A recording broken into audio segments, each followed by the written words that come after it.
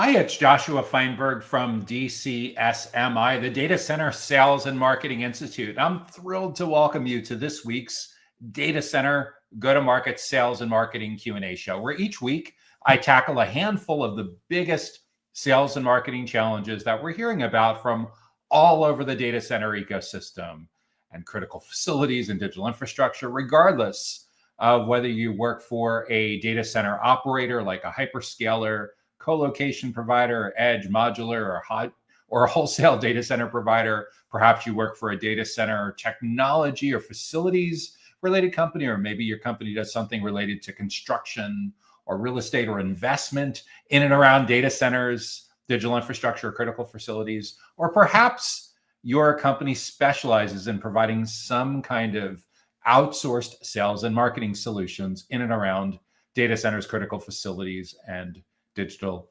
infrastructure. And regardless of where you sit on the go-to-market team, maybe you work in marketing, sales, like account executive, business development rep, sales development rep, or perhaps you're in post-sales, like client success manager, account manager, or maybe you do something related to products or channel partnerships, or perhaps you're the founder, the leader, the executive, the orchestra conductor, the maestro who brings all of the right people together, all of the right talent onto your team and gets people sitting in the right seats, in the right roles, on the bus, on the rocket ship, playing at the right tempo, going at the right speed, and collaborating to make all of this wonderful go-to-market growth happen in this crazy period of hockey stick growth within data centers, within digital infrastructure, within critical facilities. If this is the first time that you're joining us for Data Center Go-to-Market Sales and Marketing Q&A, welcome.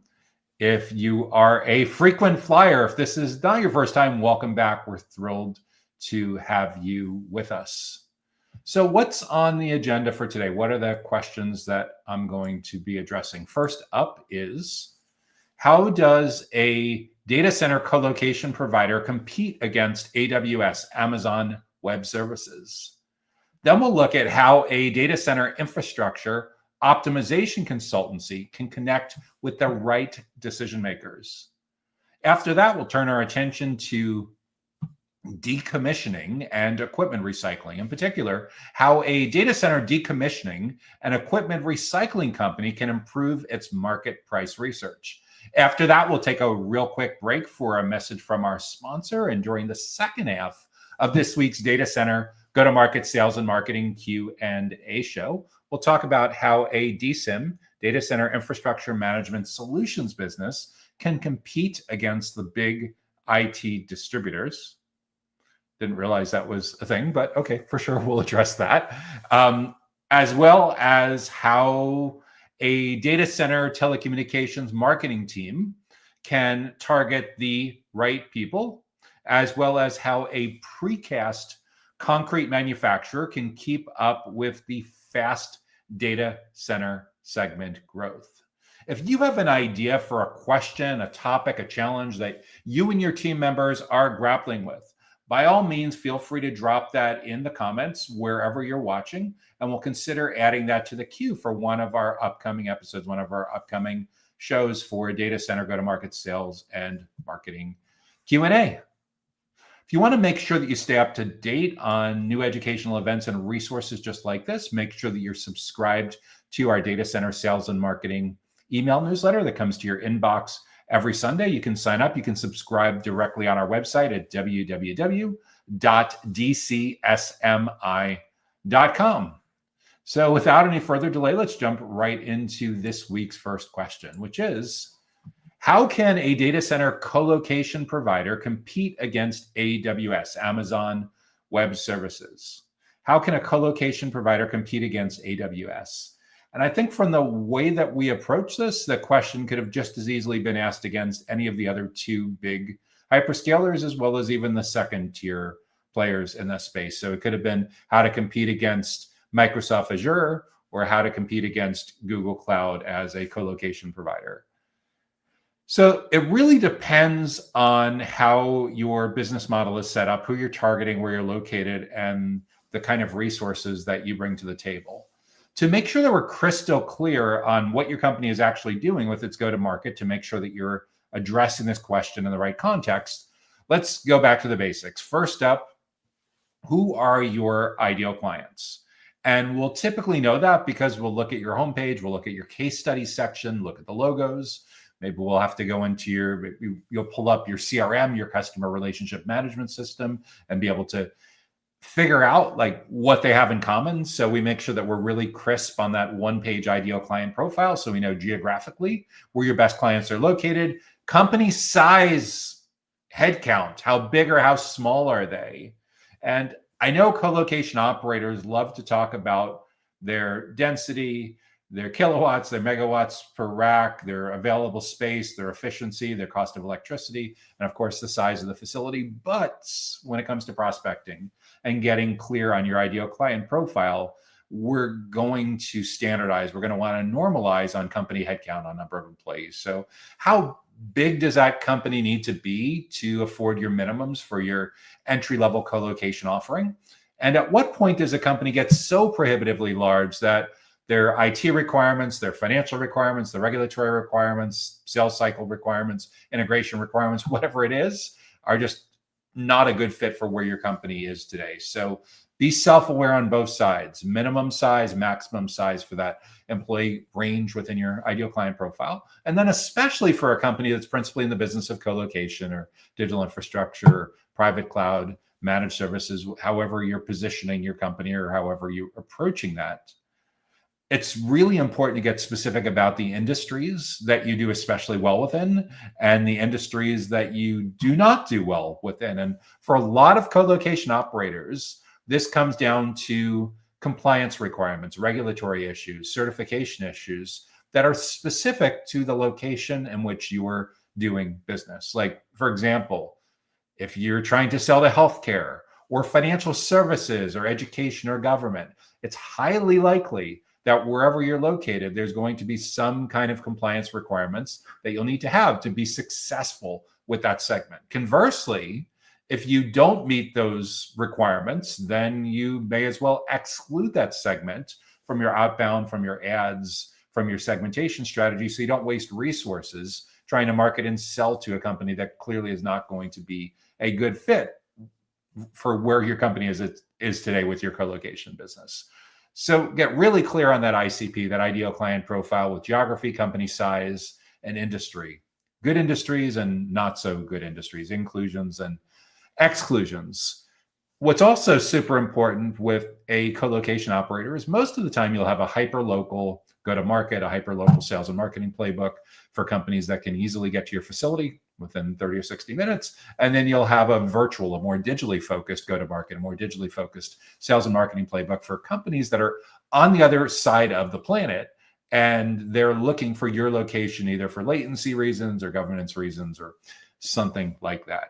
And from there, once you know your ideal client profile, you can build out a target account list, a couple dozen, maybe a couple hundred, perhaps even a few thousand potential companies that would be a great fit for being clients of your co-location facility that fit your ideal client profile well. And then once you know what's going on at the account level, at the company level, we want to segment within there to understand who the ideal people are that we need to build relationships with in these accounts. The most important economic stakeholder, the most important person that shows up on that decision committee, we'll call that person the primary buyer persona. The second most important kind of person, we'll call your secondary buyer persona. On some large accounts, there may even be a third or fourth category of stakeholder, a tertiary buyer persona. And we need to study the heck out of what's going on in that person's world.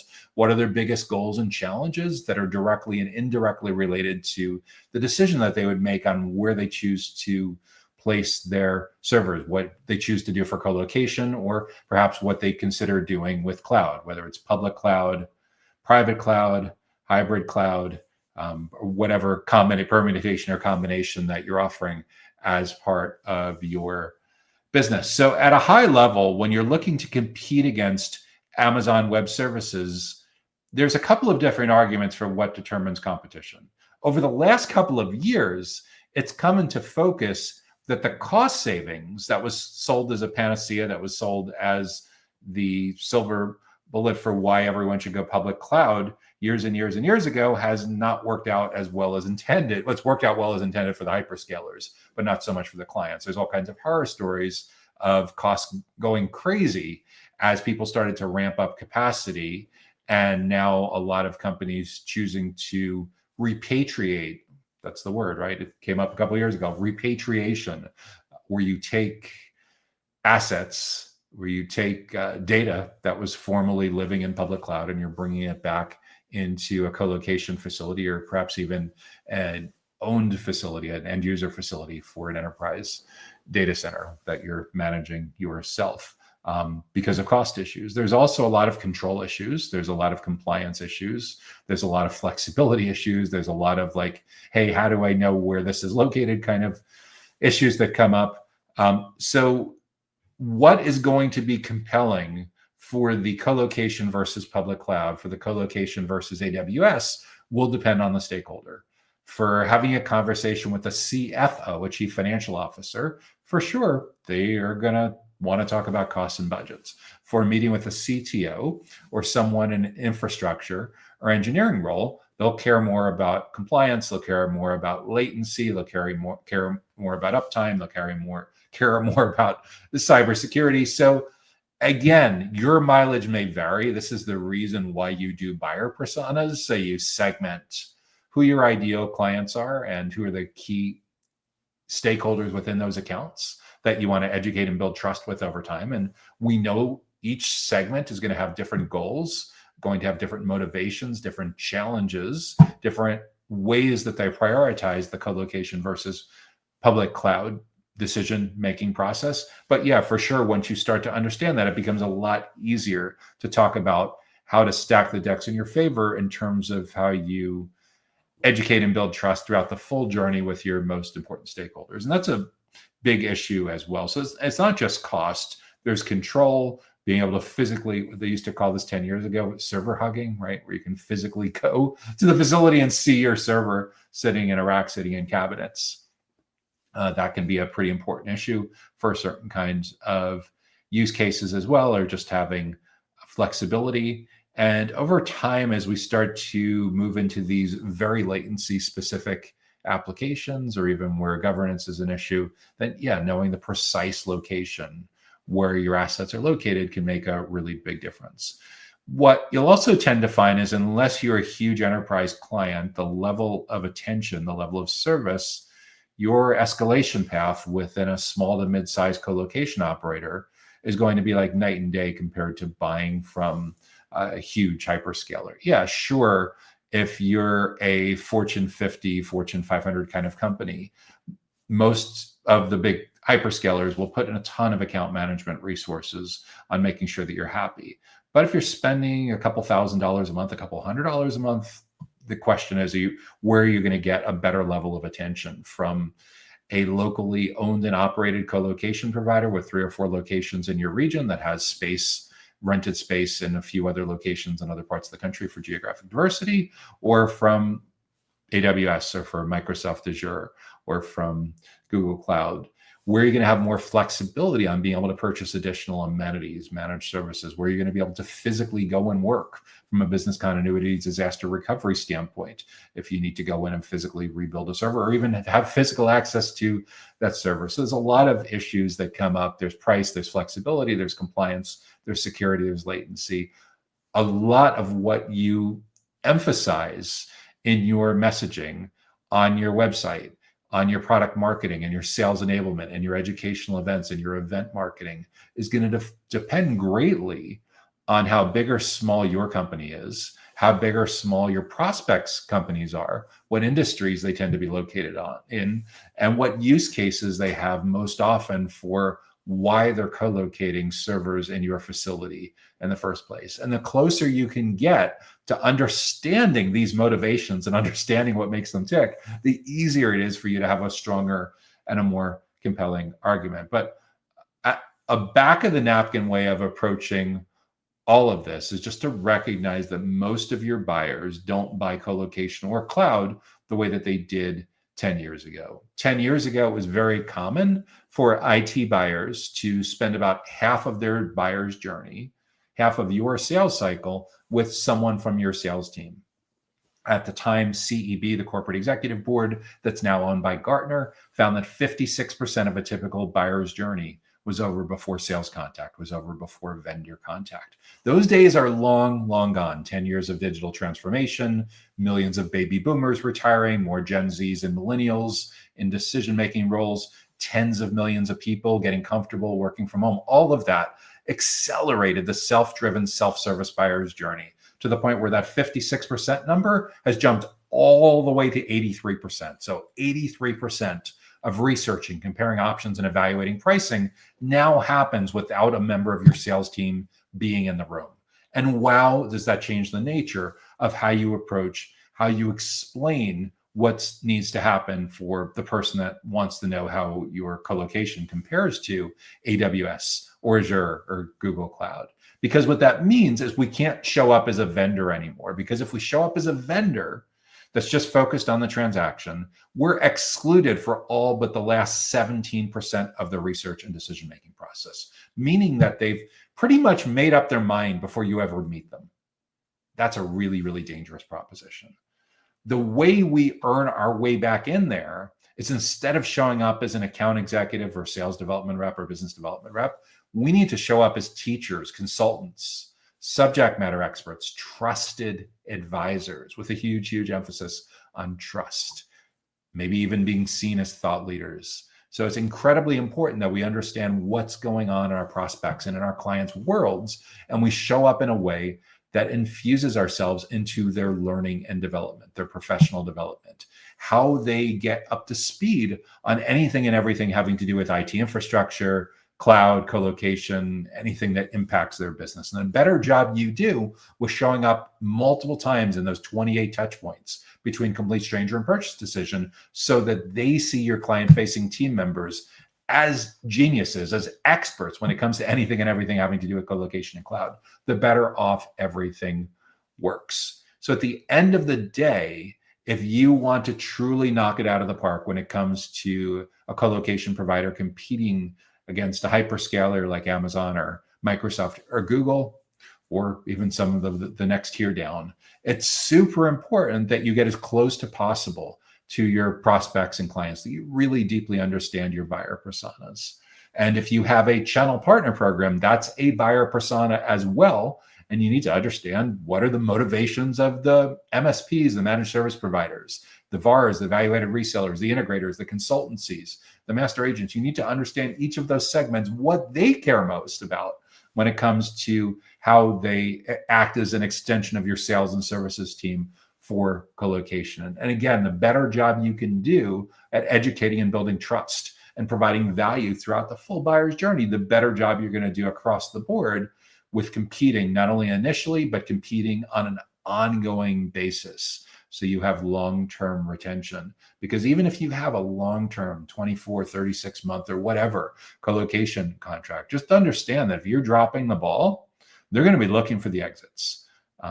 And you can do a good job of blocking the exits, but at the end of the day, if they're looking for the exits, you're not getting the review. You're not getting the positive word of mouth. You're certainly not expanding that account. If it's a channel partner, you're really shooting yourself in the foot with burning that relationship and not getting access to the rest of their client base. So it's super important that we think through where we're going to get a great fit.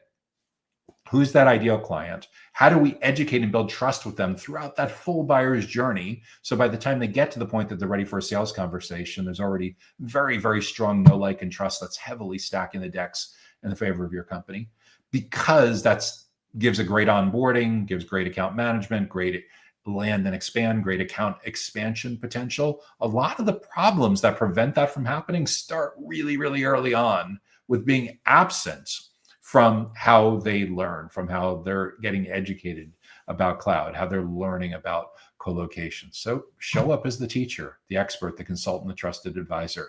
And a lot of these building blocks fall into place pretty naturally, as long as you're willing to play the long game with being a data center colocation provider that's competing against Amazon Web Services. If you're getting good value from this week's Data Center Go-to-Market Sales and Marketing Q&A show, make sure that you hit the like button on whatever platform you're watching on. So what do we got for the next question up?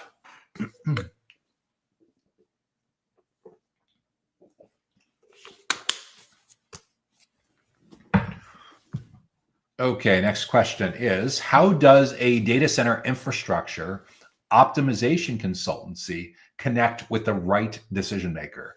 How can a data center infrastructure infrastructure optimization consultancy that specializes in optimizing infrastructure, how can they connect with the right decision maker? RIGHT, the proper decision maker. So, first up is a mindset issue. The mindset issue, before we get really deep into this, is to recognize that the days of there being one decision maker who makes the decision completely in a vacuum without consulting everyone else is pretty much long gone in anything but the tiniest of tiny startups. Once you get to the point that you're selling to a reasonably sophisticated, even small and medium-sized business, let alone a mid-market, let alone an enterprise, even if you manage to get a warm introduction to the financial decision maker, everyone has gotten so risk averse over the last couple of years that if you haven't first built consensus among that person's team, they're going to send you back to the team. So what that means is there's no longer a decision maker, there's a decision-making committee. And once we realize that there's multiple stakeholders that are involved on a team and perhaps across one or more teams within the company, we realize that there's, whether there's a formal or an informal or an ad hoc, there is for sure a decision-making committee. And understand, from your standpoint, there is no magic tool that's going to consistently tell you exactly who that decision-making committee is. Sure, you can go into LinkedIn Sales Navigator, which is a great investment, by the way, if you're looking to grow your data center related business in mid-market and enterprise and show up consistently as a trust builder, as an educator, doing all the best practices well for data center go-to-market. So there, for sure, there's a button that you can click that tells you decision makers, but it doesn't know your context for your business. It doesn't perfectly know how their business looks at the context of your business. So yeah, sure, it can help. You can filter on seniority and know who the C-levels are and who the vice presidents are, who the directors are, who the managers are. But again, some of the limitations with that are that LinkedIn, like most similar tools, uses a fair amount of machine learning to infer what's going on, and it doesn't always get it perfect. But the big thing is it doesn't truly understand your business model, and it doesn't understand how that particular company would interact with a company that is in your business model that provides infrastructure optimization. Because as much as LinkedIn improved a couple of years ago and went from having roughly 150 or so industry classifications to now having well over 400, it did not get granular enough to the point where there's a category for infrastructure, let alone infrastructure optimization consultancy. So that can certainly help a little bit. However, I would tell you the best way to really figure out who that decision maker is and who is on the decision committee is to make the investments that you pretty much need to make anyway to compete and win in today's self-driven buyer's journey. What is the self-driven buyer's journey, and why is it so relevant to a company that's focused on infrastructure optimization consulting? The self-driven buyer's journey means that your ideal clients, your stakeholders within those companies, research and make their purchase decisions today very, very differently than they did compared to as recently as 5 or 10 years ago. 10 years ago, it was quite common that your sales team was in there for roughly half of the sales cycle, roughly half of their buyer's journey. Those days are long gone. Now, even if you do everything perfectly, you're largely not going to be in there until it's just about decision-making time. Gartner found 83% of a typical buyer's journey is over before vendor contact, is over before they're willing to talk with someone from your sales team. So your best case scenario, you're only in there in the final 17%. So what that means is if you don't change what you're doing, you're largely out of the consideration set and have no way of having a meaningful conversation with that prospect or client or influencing the direction they go in for that first 83%.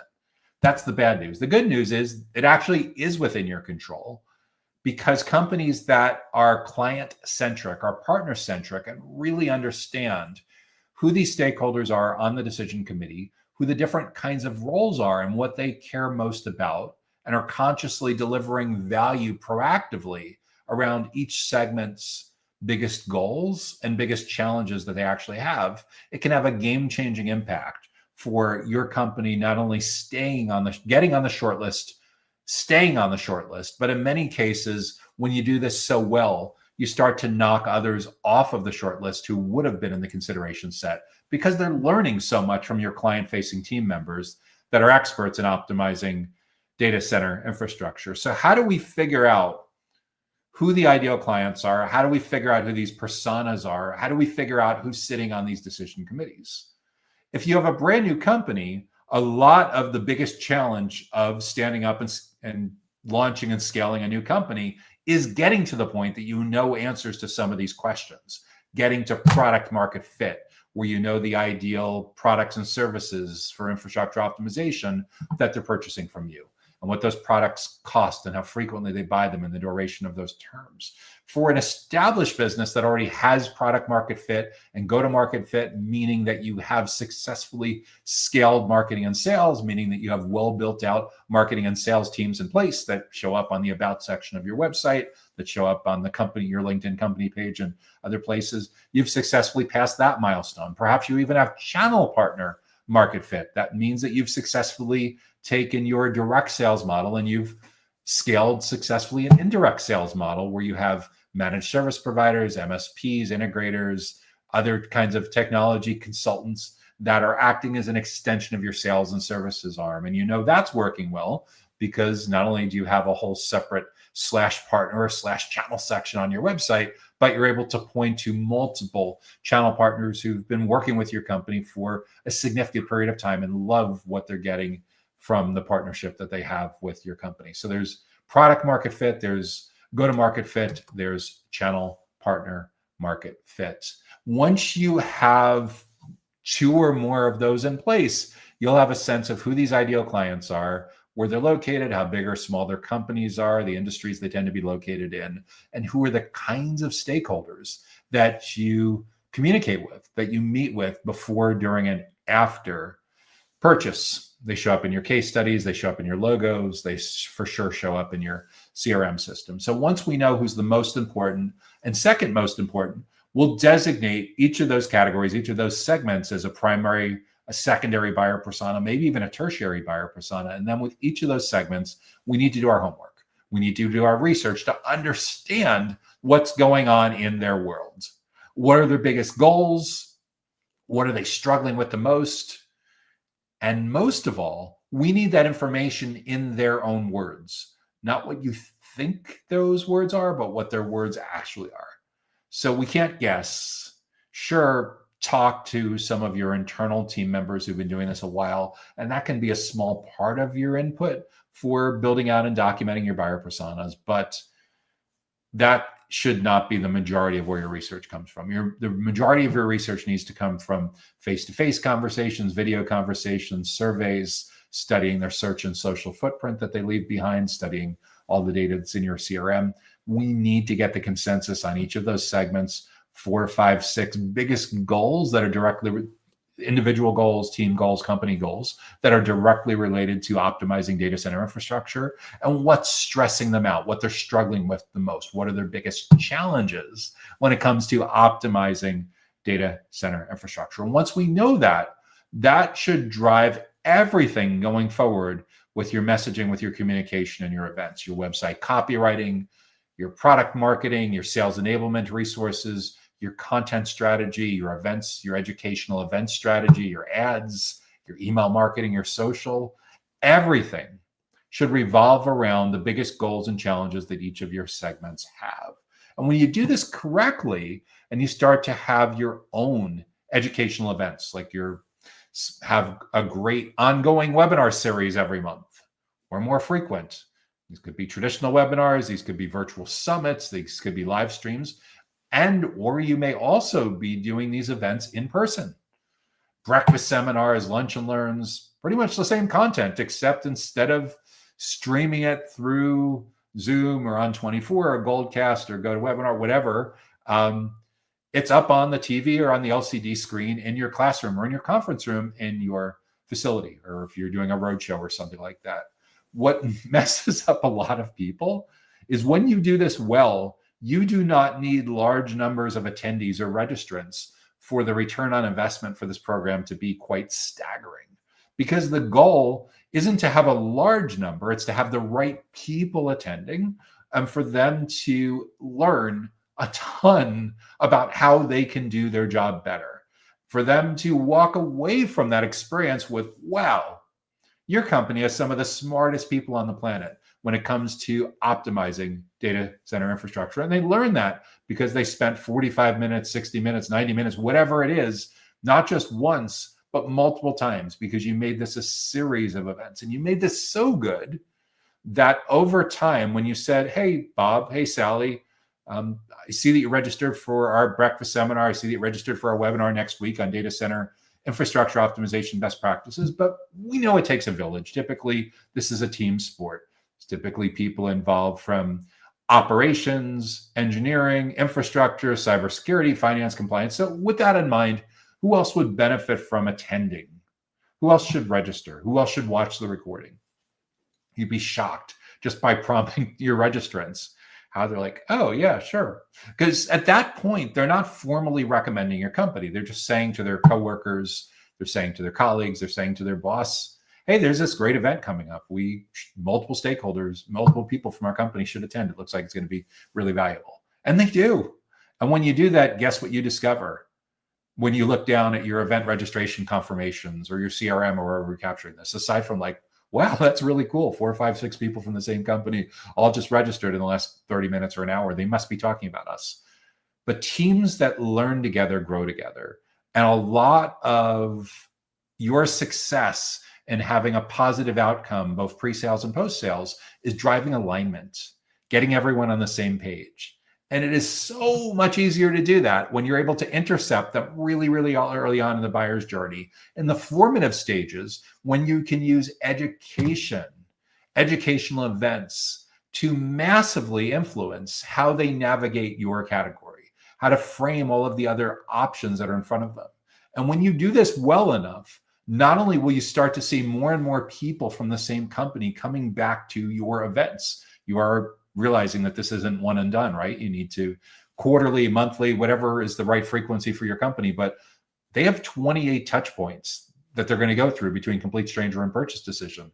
How many of those touch points do you want to be in on? I would tell you that you want to buy way more than 1 or 2 lottery tickets. You want to be in there more than 1 or 2 times. You really, if this is a prioritized segment, in there early and often, in the right context, not as a vendor, but in there as experts, as teachers, as consultants, as trusted advisors, maybe even thought leaders when it comes to optimizing infrastructure. And when you do this well, you stay on the short list.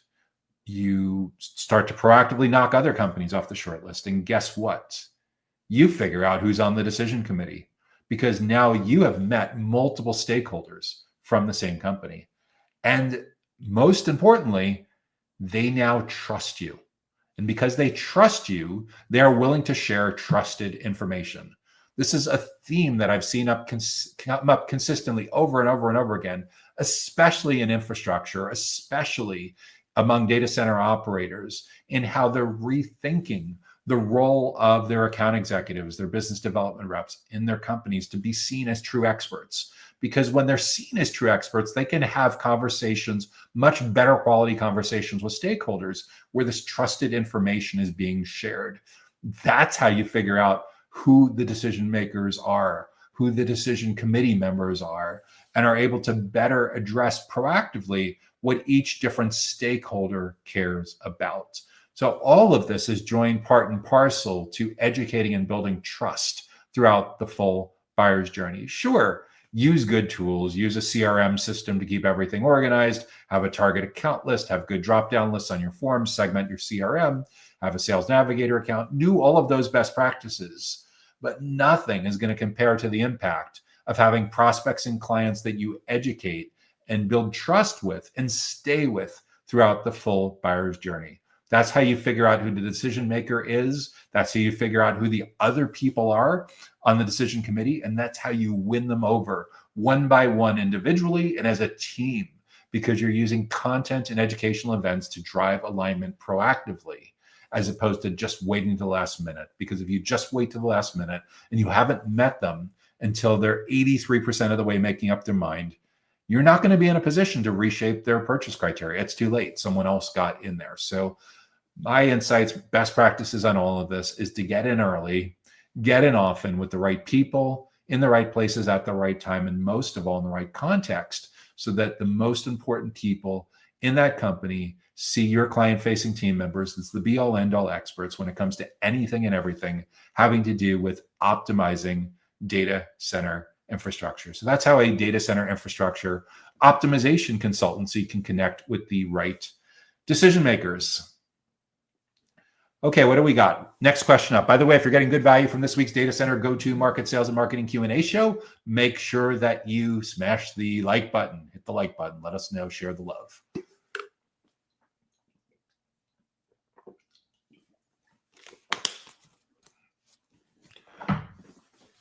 Next question up is about decommissioning and equipment recycling. How does a data center decommissioning and equipment recycling company improve their market price research? How does a data center decommissioning and equipment recycling company improve its market price research?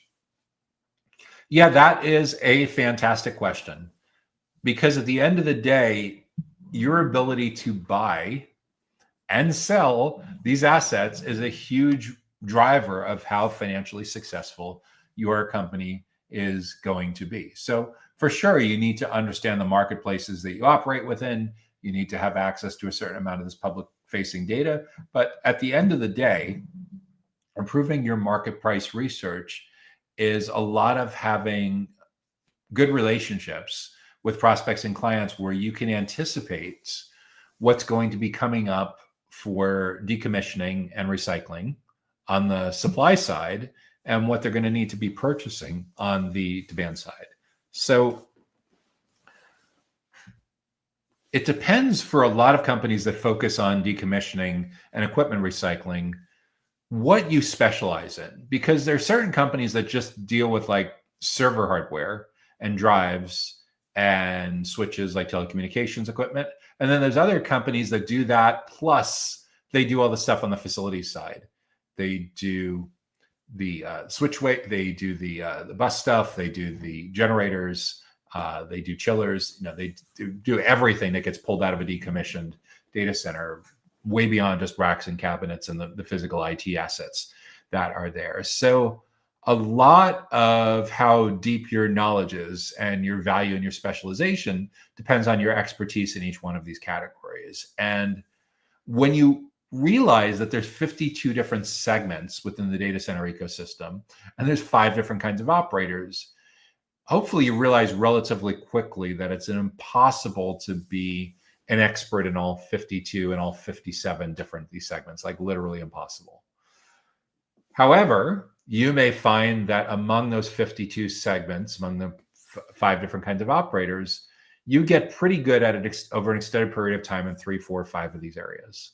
And then you also realize that you're pretty good at these 3, 4, 5 areas, but you don't know much about like generators. You don't know much about power and cooling. You certainly don't know much about alternative energy. So then you go and you find one or more experts in those areas who have worked as a consultant, who've worked as an integrator that knows roughly what the current technology is, roughly what these things cost at the beginning of the life cycle. They know roughly how many years there is in the life cycle.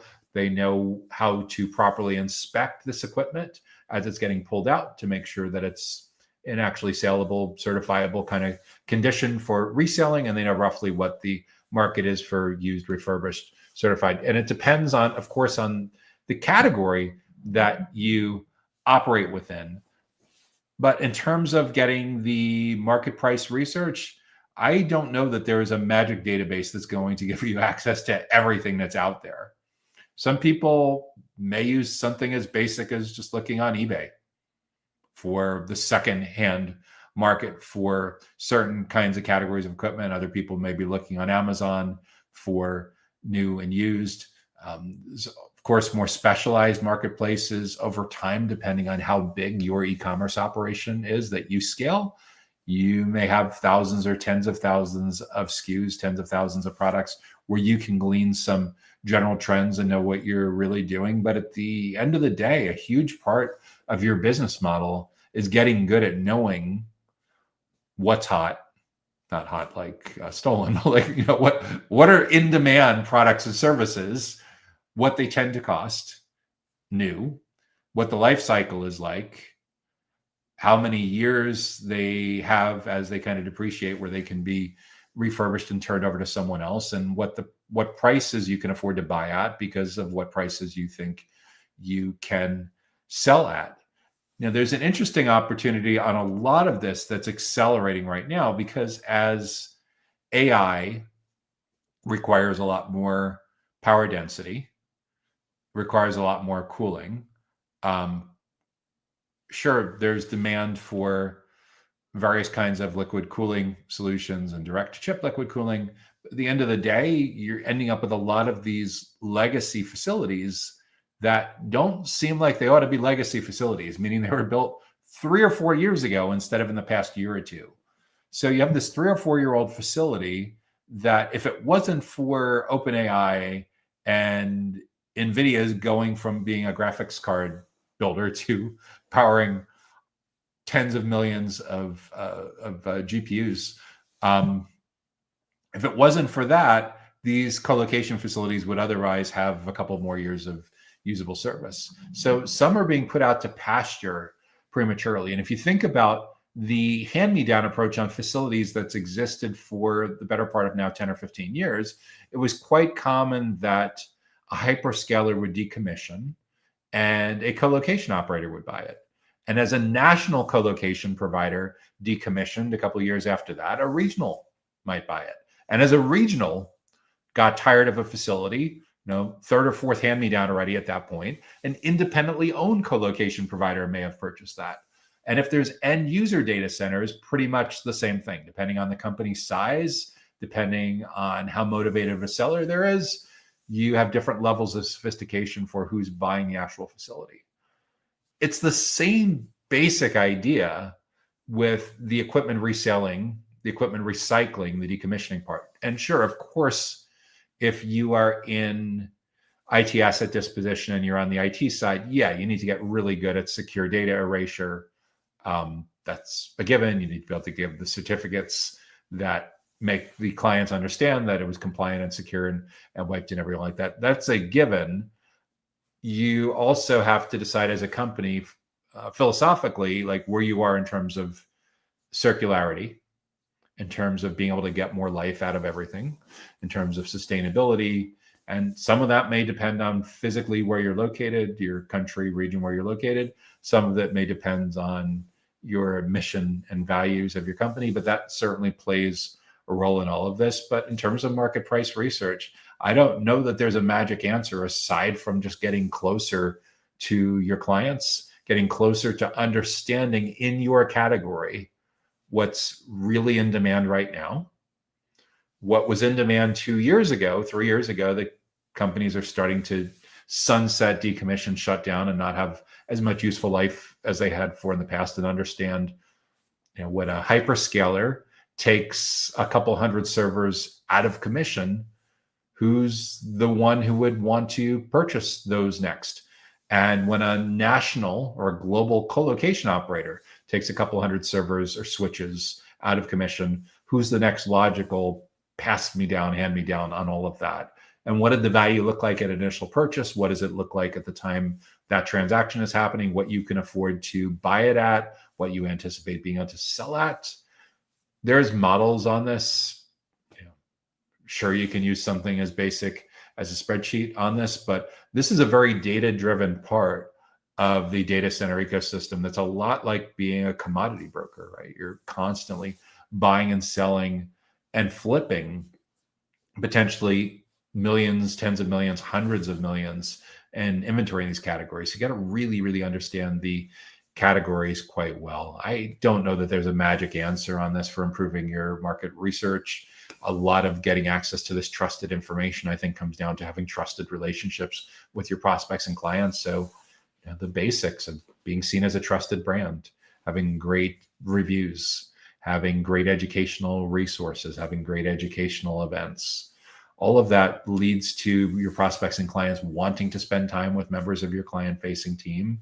Reputation, branding is a huge, huge part of getting access to this kind of information. So that you certainly could do as well. First cousin of putting out great thought leadership research is you certainly could gather this data and publish general trends on the state of data center decommissioning, the state of data center equipment recycling, to give your prospects and clients exclusive access to baseline ideas of what things tend to cost. There's a lot of ways to approaching this, but I don't know that there's a magic answer on improving how you do market price research, aside from just getting closer to your prospects and clients. But on the Data Center Go-to-Market podcast, I do interview people from time to time that are in decommissioning and IT asset disposition. And this is for sure a great topic that we'll continue to talk about. So that brings us to the halfway point on this week's Data Center Go-to-Market Sales and Marketing Q&A show. If you've been getting good value so far from this week's episode, make sure that you hit the like button. If you have an idea for a topic, a question, or a challenge that you think we should address in an upcoming show, make sure to drop that in the comments. We'll take a real quick break from our sponsor, and then we'll be back with the second half of this week's show. Data Center Go-to-Market Sales and Marketing Q&A is sponsored by DCSMI, elevating the role of sales, marketing, and go-to-market GTM professionals in the growth of the data center industry. To stay informed about upcoming episodes, subscribe to the Data Center Sales and Marketing newsletter on the DCSMI website at www.dcsmi.com. Again, that's www.dcsmi.com. Now, back to Data Center Go-to-Market Sales and Marketing Q&A.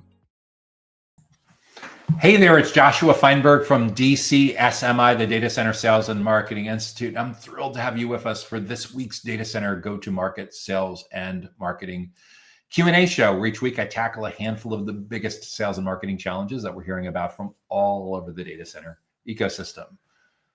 What's up next? Next has to do with data center infrastructure management software, DCIM. So how does a DCIM solutions business compete against big IT distributors? How does a data center infrastructure management software company compete against big distributors? So what's super interesting about this is, by big distributors, I assume they're like talking about like TD SYNNEX and Ingram and Arrow, like companies like that.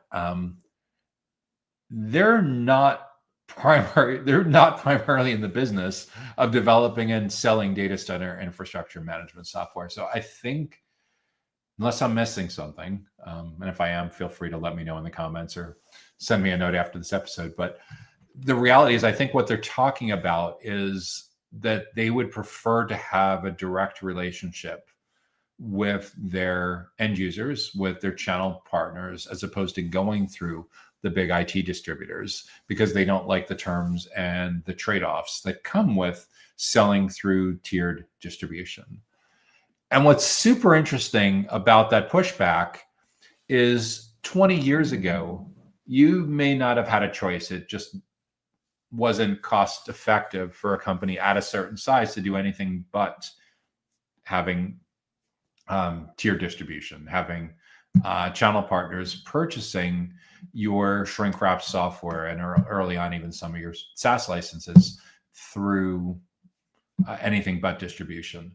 But what we're starting to see is we're moving into a world where it's not really unique anymore or incredibly challenging to have your own ability to sell directly through your site. We're also seeing the emergence of marketplaces and ecosystems where, depending on end user preferences, depending on channel partner preferences, there is massive volume going through walled ecosystems and marketplaces owned by all the hyperscalers and dozens of similar companies. And in terms of getting to efficient unit economics and looking at how inefficient, in some cases, direct models and indirect models can be, marketplaces are considered a huge part of how software and how technology in general are now being purchased. And this has caused over the last couple of years a lot of channel chiefs, a lot of channel organizations in and around all different parts of IT to rethink how they go about recruiting and retraining, and most of all,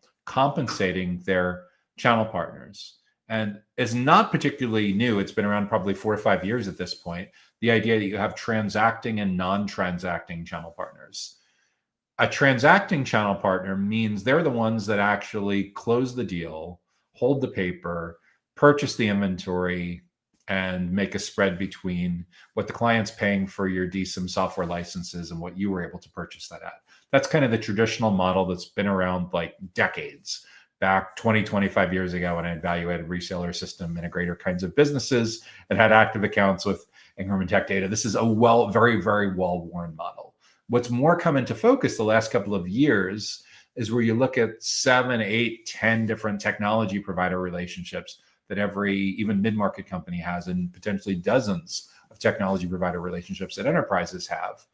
In some cases, they're purchasing that license from a company that's not yours. And the ISVs, the software vendors, the companies that make this DSIM software recognize that there's certain companies that are good at closing that initial deal. And there's some companies that are better at installing, configuring, training, and providing ongoing support on that. And there's, even within that category, there's some that are really good at the initial onboarding and the initial customization and expansion.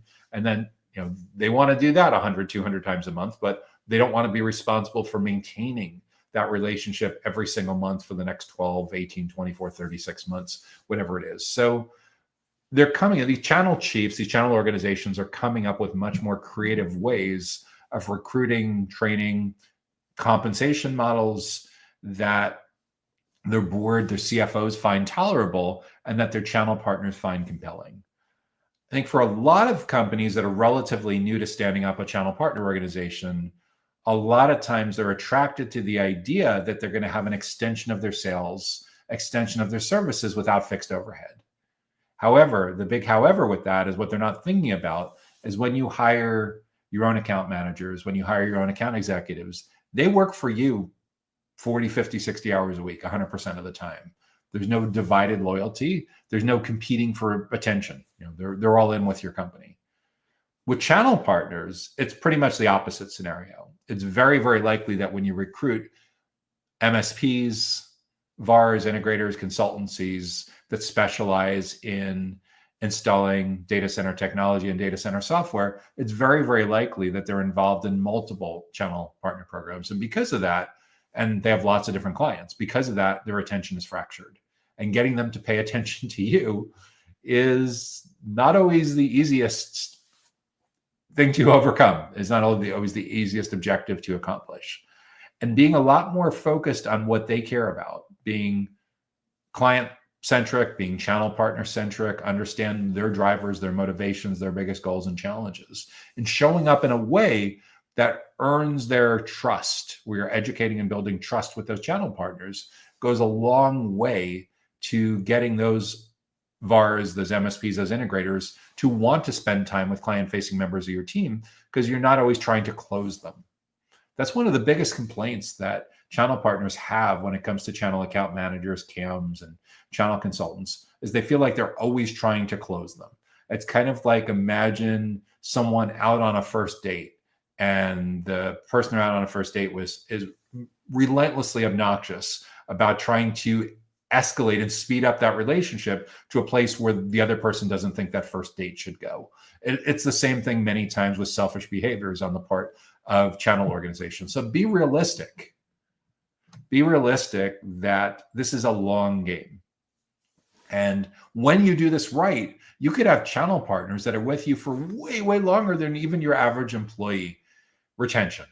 So play the long game with all of this. So if you're trying to compete against big IT distributors, when it comes to being the ones that are training and providing this incredible level of pre-sales and co-selling support with your channel partners and how they engage with their clients, you need to do way, way better than what they can get from the big distributors. Because the distributors do have some support with that as well, but you need to provide several levels above and beyond that, because you care way more about that relationship, because they have a lot more value to your company than they would have for a big IT distributor where they're one of tens of thousands of accounts for that company. Whereas the channel partner is probably one of a couple dozen channel partners with your company, or maybe even a smaller number. So you can afford to invest a lot more resources.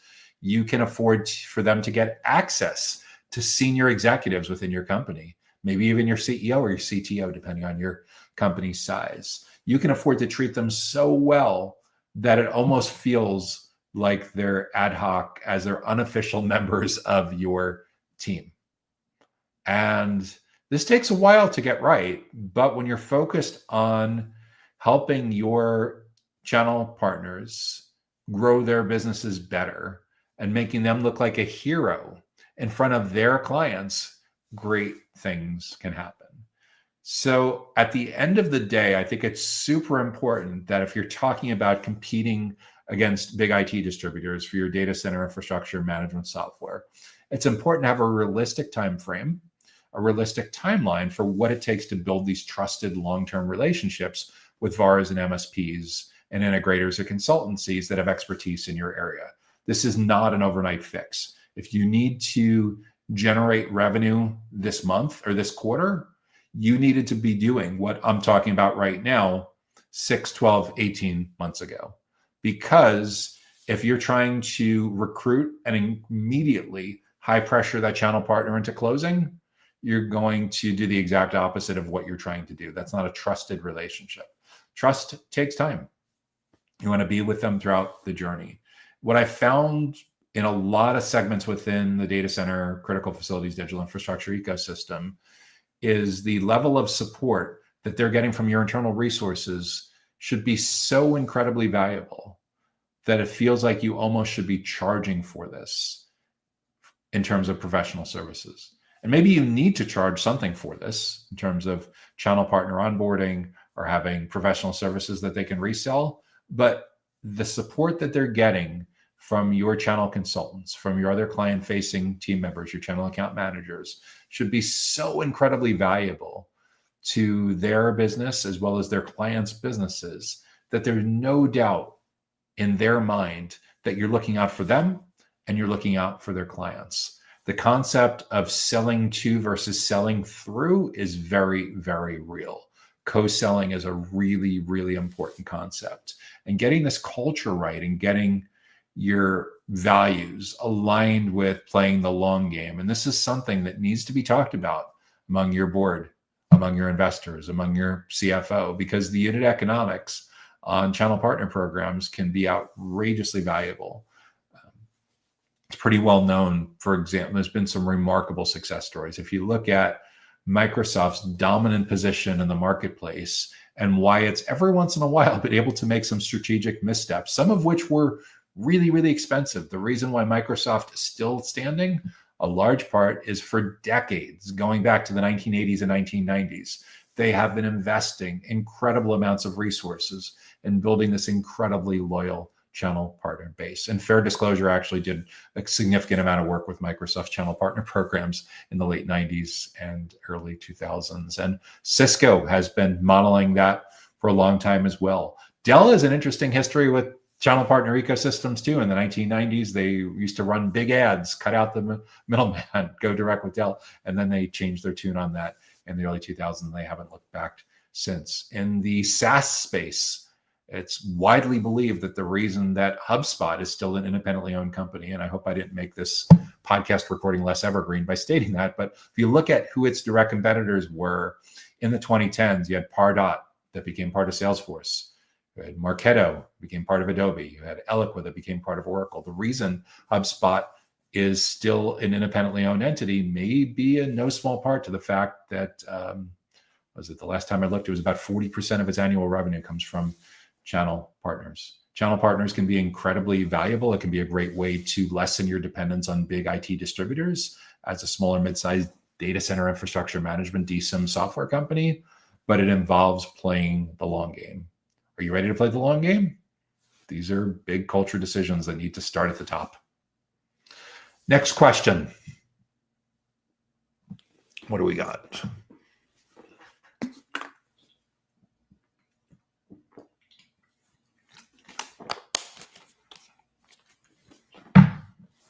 How does a data center telecommunications marketing team target the right people? So how does a marketing team for a data center telecommunications provider target the right people?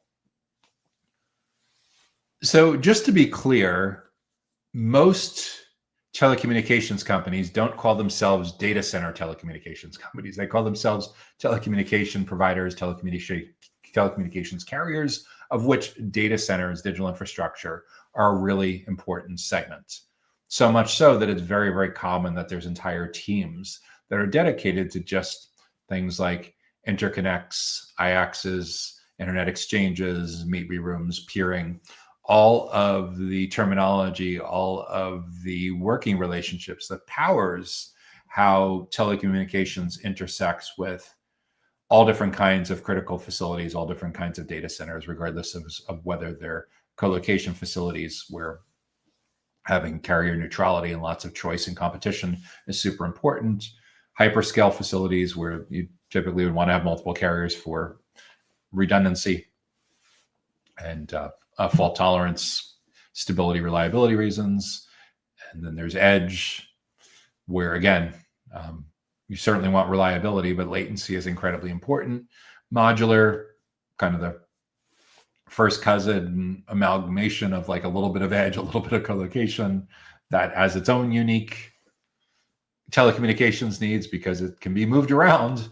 You need the flexibility to get the telecommunications lines in there faster than fast many times. I imagine over time, as things like Starlink become more valuable, that it will be a really, really good stand-in for data centers that you can literally put on a tractor trailer and move around.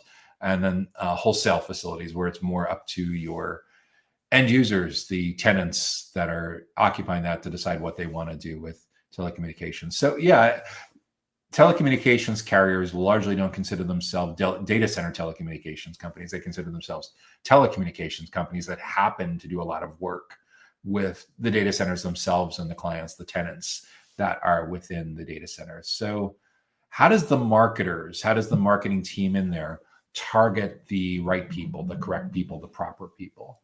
So your mileage may vary, your answer may vary, because a lot of deciding who's right for your company may be completely different for a different telecommunications company across town, across the state, across the country, or that you even happen to partner with. So typically when it comes to targeting the right people, we need to understand where you've been successful in the past. And for most telecommunications companies, like most data center technology related companies, typically you can look at the logos on your homepage, you can look at your case studies section, you can look at your reviews and your testimonials, and you start to get a sense of the kinds of companies, the kinds of stakeholders within those companies that have gotten the most value from being clients of your telecommunications company. In addition to that, there's almost certainly going to be additional data sitting in your customer relationship management, your CRM system, that also gives some clues as to what kinds of clients, what kinds of stakeholders within those clients are happiest and most profitable for you, where they're happy and you're profitable. So it's a win-win situation all around. And once we have that data, we should be able to get really crisp about our simple one-page ideal client profile, or ICP. And within that ideal client profile, we should be able to indicate geographically where the right clients, where the right prospects are located. Is it just in a certain city or metro area? Is it in an entire state or country? Is it an entire state or province? Is it an entire country? Is it multiple countries? Is it an entire continent? And again, your answers are going to vary. What's right for you, what's proper for you may not be right for the telecommunications provider across town or that you compete with. But at the end of the day, figure out geographically where they're located, what they have in common. Also, how big or how small are their companies? When you do best, are you selling to SMB, small and medium-sized businesses that are in the data center operator space? Are you selling to mid-market data center operators and mid-market end users of data centers that have their own data centers? Or do you do primarily well with enterprises? Or do you do well with all the above? If you do all three in small, medium, and large company sizes, SMB, mid-market, and enterprise, it's very, very likely that you're going to need a different go-to-market, and you're going to need a different marketing playbook and a different sales playbook and a different sales team for the different contexts, the different context in terms of company size. Why? Because of average deal size and the number of stakeholders that are involved and the average sales cycle length. And it's very, very common to have huge differences in these basic unit economics, depending on how big or how small the end client is or the channel partner is. So it's very common for the marketing team, for go-to-market, for this chief revenue officer, however you're organizing this, to decide that, hey, we need a different ideal client profile, or segment that ideal client profile, and a different marketing playbook, a different sales playbook, and for sure, different account executives, different sales development reps that are selling a high volume of relatively low cost deals versus selling a very low volume of extremely high ticket deals. If you're selling 7 and 8 figure telecommunications deals, it's possible you're working on those deals for not just months, but potentially years. Whereas if you're selling $400 a month, $1,000 a month, $2,000 a month telecommunications or your local currency equivalent, if you're selling smaller telecommunications deals to small and medium-sized businesses, you can't afford to have your account executives and your sales development reps working on deals for years. The expectation typically is that they're going to close within a matter of weeks, maybe a couple of months, perhaps even considerably sooner. And a lot of what you're trying to do is to understand that journey, proactively provide content and educational events that help accelerate the right people through the right journey. But at the end of the day, like, the right people, the correct people, the proper people requires that your company, your telecommunications company, have answers to some of the basic questions that show up when you've achieved product market fit, when you've achieved go-to-market fit, when you've achieved channel partner market fit.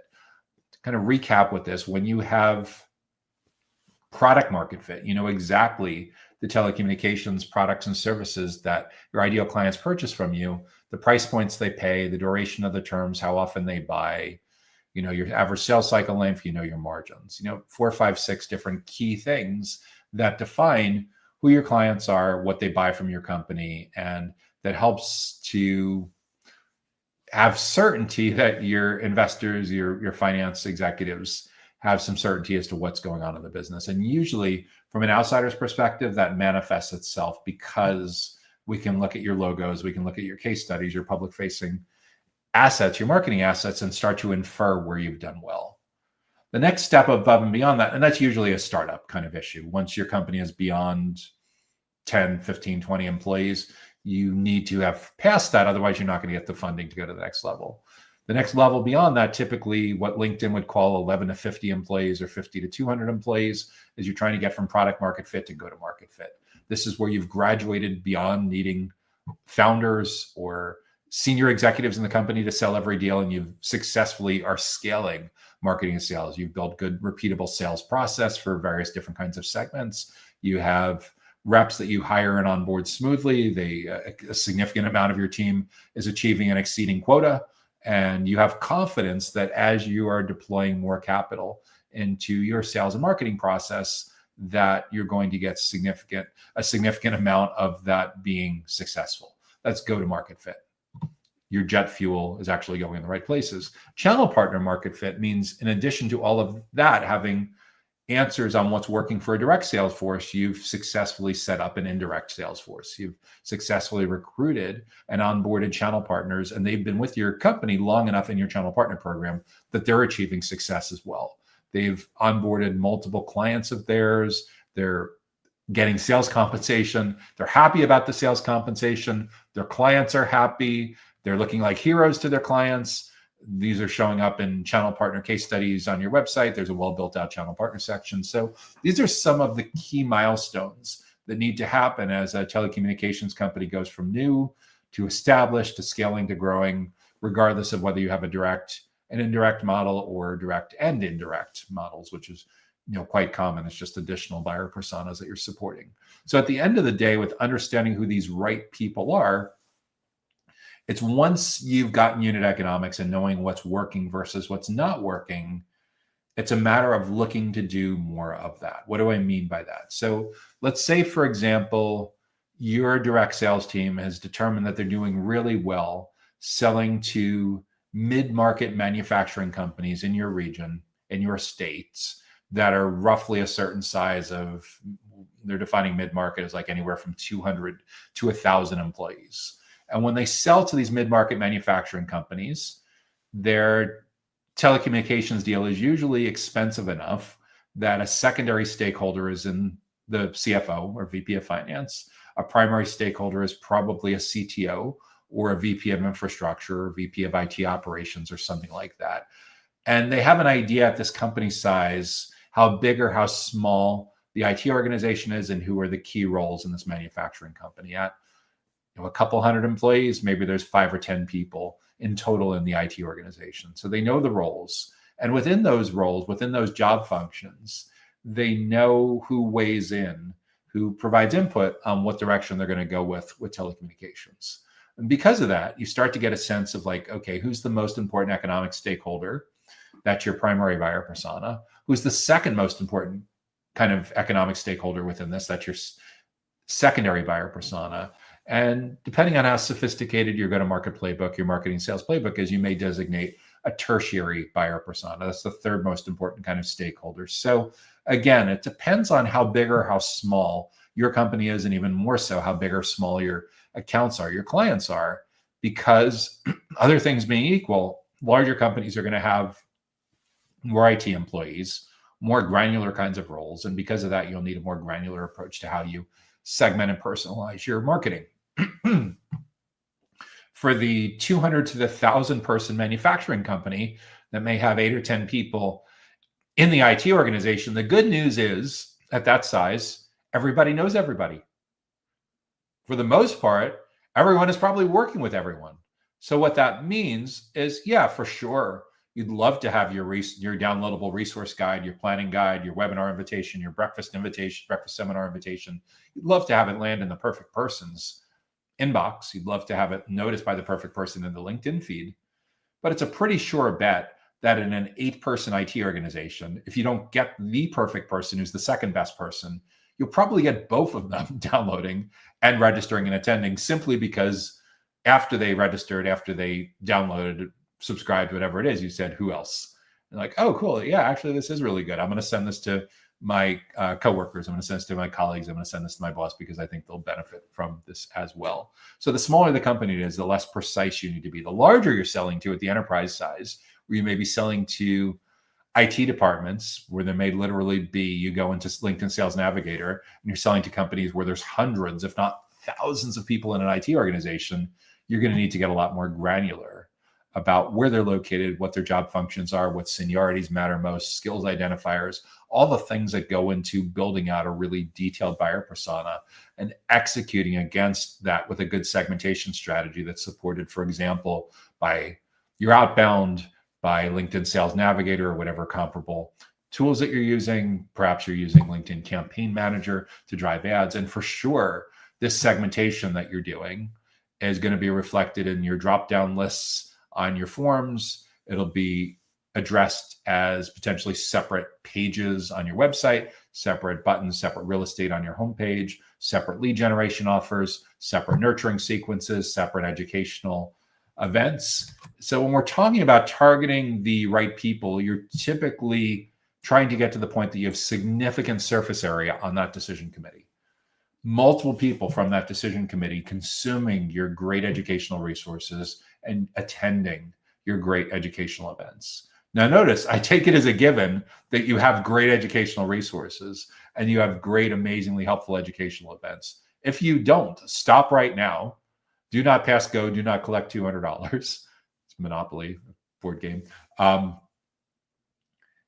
you need to think about, as a company culture, if you're showing up in a way that your prospects and clients want you to be showing up in today's modern self-driven buyer's journey. What does the self-driven buyer's journey mean? This means that your prospects, your clients, even your channel partners or are more allergic to spending time with sales than they ever have at any other point of earlier history. So 10 years ago, it was quite common that your prospects, your clients, your channel partners would spend about half of their research and decision-making process with a member of your sales team. Those days are long gone. 56% of the journey being over before vendor contact or sales contact is now very much in the rearview mirror. Today, it's more like 83%. And again, these are like Gartner numbers. Gartner, and originally the research 10 years ago came from CEB, the Corporate Executive Board, that was acquired by Gartner a couple of years back. What this means is 83% of their research and decision making is over before they're willing to meet with one of your sales development reps, one of your account executives, something like that. So what that means is it's extremely important, if you want to be the one that shapes the criteria that they use to evaluate all of the different telecommunications options in front of them, that we need to understand who these stakeholders are, what they care about, what's going to help them do their job better, what are their biggest goals professionally, as an individual, as a team, as a company, and what are they struggling with the most. And to the extent that you can show up with fantastic, amazingly helpful educational resources and host, sponsor, produce these amazingly helpful educational events.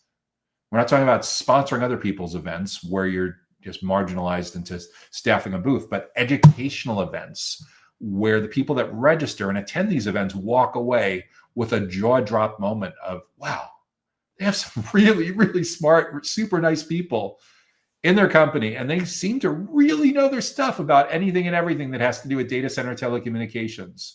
For a company that's our size, for a stakeholder like on our team, in our kind of industry, in our kind of region. And yeah, for sure, I'm going to come back next month when they do part 2. I'm going to attend and watch part 2. I'm going to tell my buddies, I'm going to tell my peers, I'm going to tell my boss, I'm going to tell the people on the other teams in our company that they should register, that they should attend as well. And when you do this exceptionally well, you find that your educational resources and your educational events are driving alignments, getting those multiple stakeholders on the decision committee on the same page before they're ready for a sales conversation. And this is when you can have a massive impact on shaping how they research and navigate and compare the different options that are in front of them for anything and everything having to do with telecommunications. You'll know you're doing this well because you've not only stayed on the short list, but over time, they start to consider fewer and fewer competitive options because they're spending so much time with you. They're getting so much value from you. There's no reason for them to look elsewhere. And you'll know this is working well because when you finally get to that 83% point and they're ready for a sales conversation, they're literally quoting your methodology that you taught them for how to evaluate the different telecommunications options.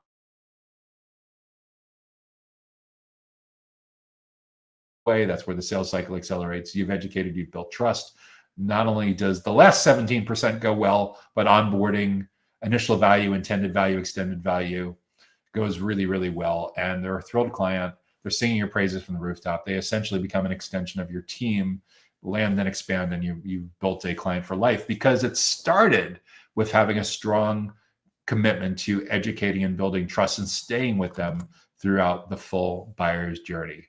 And we're using the extreme value that we're providing for stakeholders in these companies as essentially the bait, as essentially the incentive for the initial person that you reach to want to bring the rest of their team members with them to that event, to that educational resource experience over and over and over again, that dramatically tips the scales in your favor of doing business with that company. So in terms of targeting the right people, get crisp about that ideal client profile, build out the target account list, research and build out those buyer personas, and do an amazing job of executing world-class educational resources, world-class educational events that educate and build trust with the right people in the right places at the right time, and most of all, in the right context, so your prospects and clients see your client-facing team members as the smartest people on the planet when it comes to telecommunications for a data center in their location of roughly their company size and their certain kind of industry, and specifically providing value to these kinds of job functions, these kinds of stakeholders within their company. So that brings us to our final question for this week's Data Center Go-to-Market Sales and Marketing Q&A show. If you've been getting good value from this week's show so far, make sure that you hit the like button. And if you have an idea for a topic, a question, or a challenge that you think we should address in an upcoming show, make sure to leave that in the comments wherever you're watching. So final question, what do we got?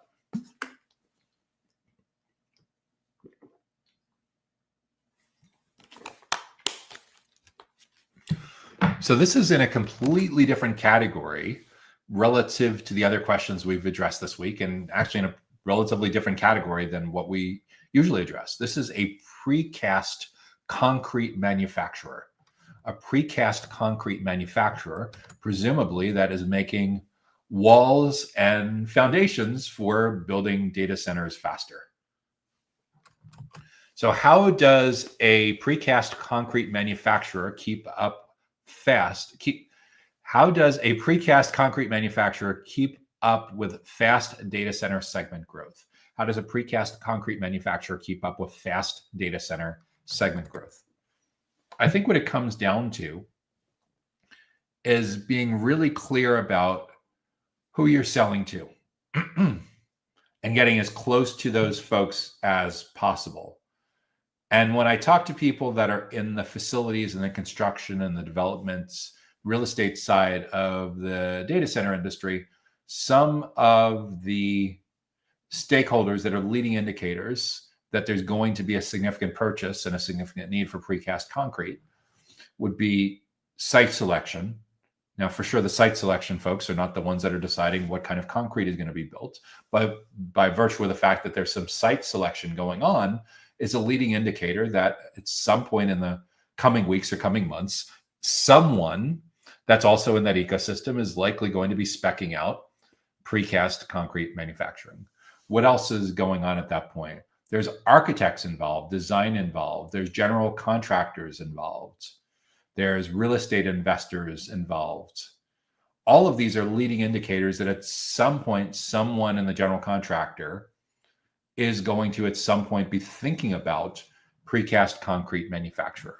So more than likely, your ideal client profile is going to define clients in a certain geographic area where you can successfully market and sell, and most of all, ship these and deliver these precast concrete walls and floors that make it possible to build data centers faster. Now, for example, if you're located in the Midwest of the United States, how cost effective is it for you to go from that one factory to shipping these walls, shipping these floors, shipping these ceilings to facilities that are in other parts of the world? Probably not, without having facilities there. So there's definitely going to be a geographic part of your ideal client profile. In terms of size, how big or how small does that general contractor, how big or small does that facility need to be at the stage where it's worthwhile for them to engage with your company? Do they need to be a general contractor that has 50 employees, 500 employees, 1,000 employees? Again, only you can answer that question, or maybe they're building their own. We've actually gotten the question multiple times on this show in previous episodes. How do we talk to end user data center clients who want to be their own general contractor, who want to build their own facilities? So we know there's definitely potentially some demand in there as well. So defining that ideal client profile, geographically where they're located, how big or small they are. Industry is probably not as big of a deal if you're not going aggressively after data center end users. But if you are, like, industries within LinkedIn, for example, there's a telecommunications category, there's IT services.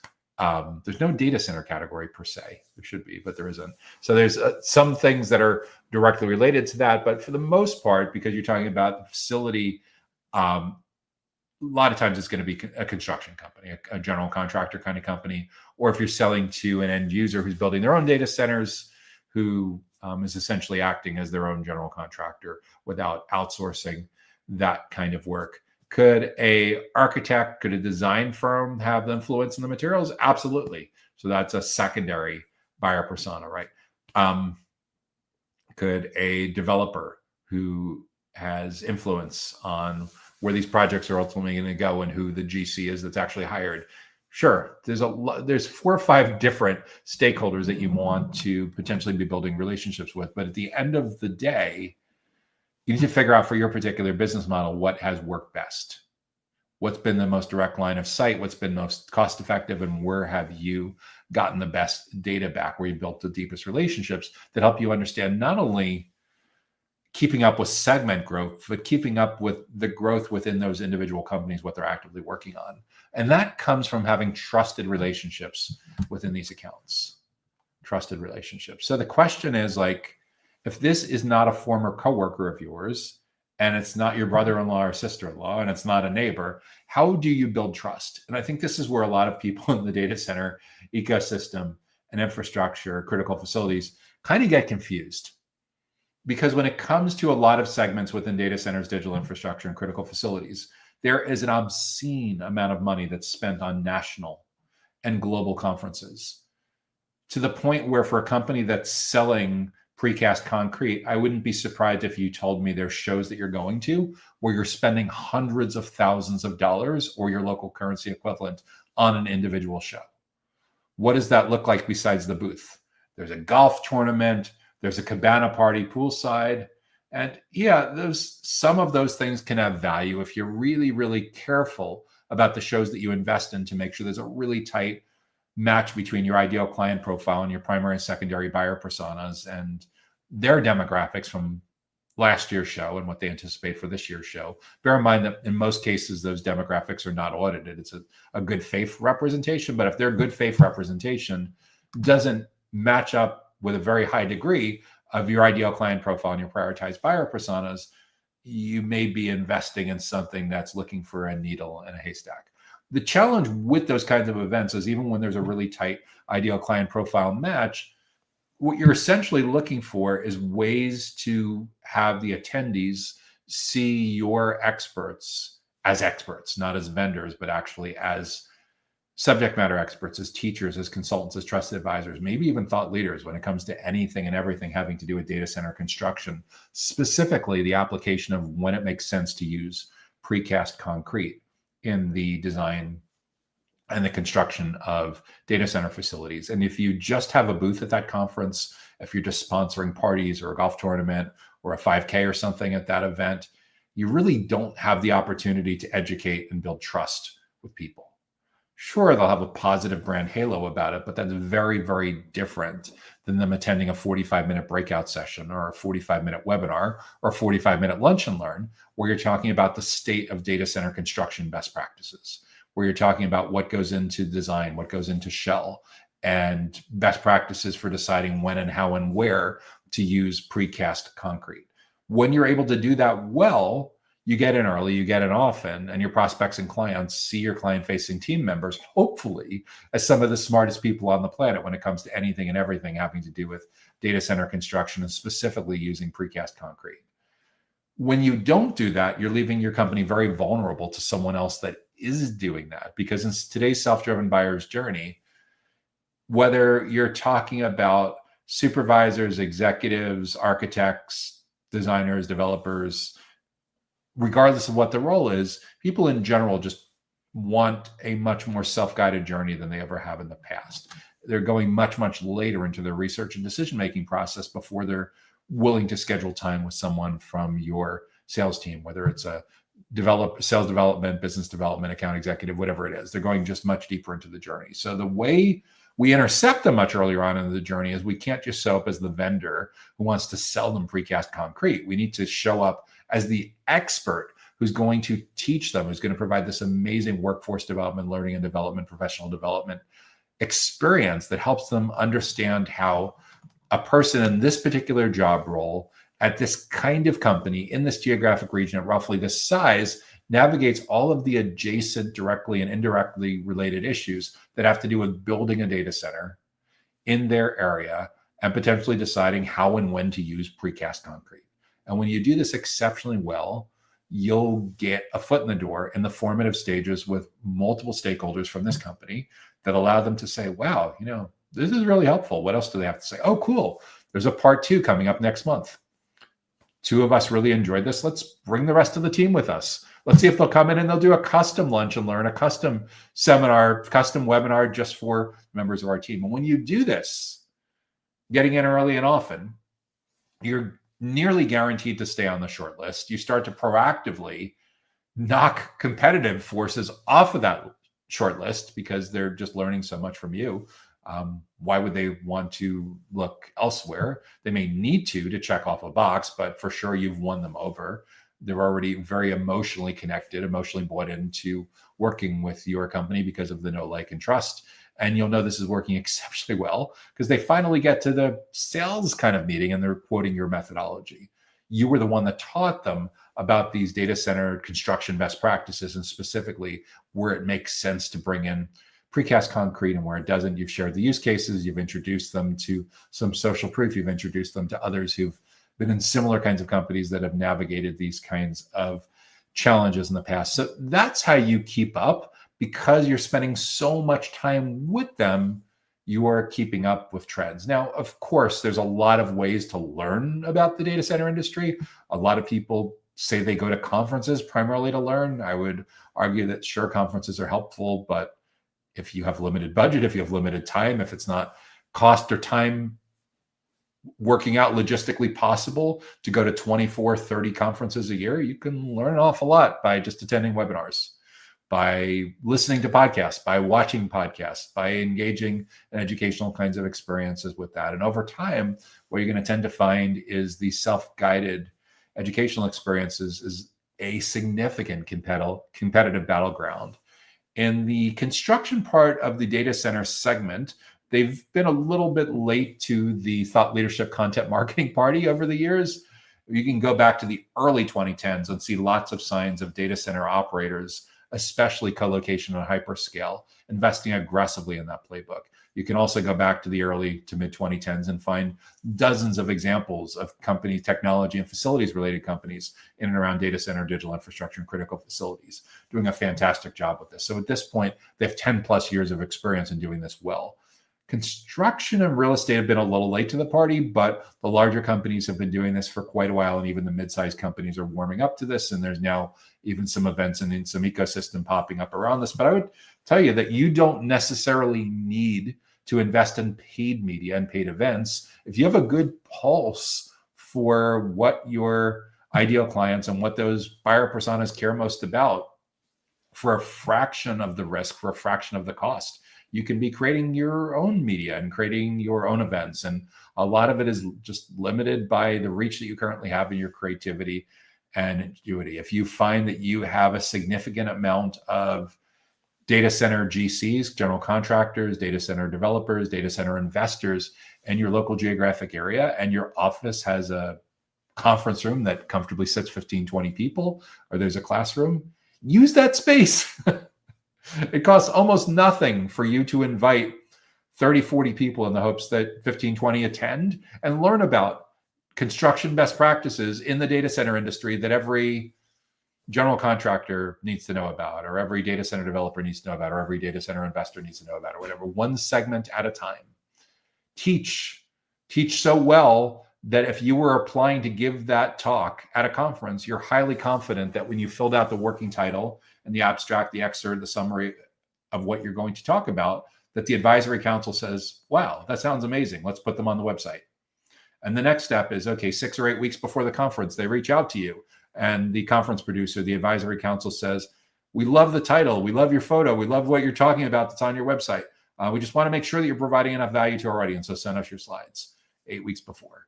So that's another check and balance to make sure you're providing helpful educational content so it doesn't turn into an infomercial. That's what they're most fearing, by the way, is that it turns into just a sales pitch. So provide what I call conference grade content that's so good that with all of those checks and balances, and of course the check and balance on the day of the event is the breakout session is set for 60. There's 55 of those 60 seats filled up at the beginning, and 45 minutes later, nearly everyone is still sitting there. They're mesmerized. They're learning a ton. They're taking all these great notes. They're highly engaged and participating in your conversation.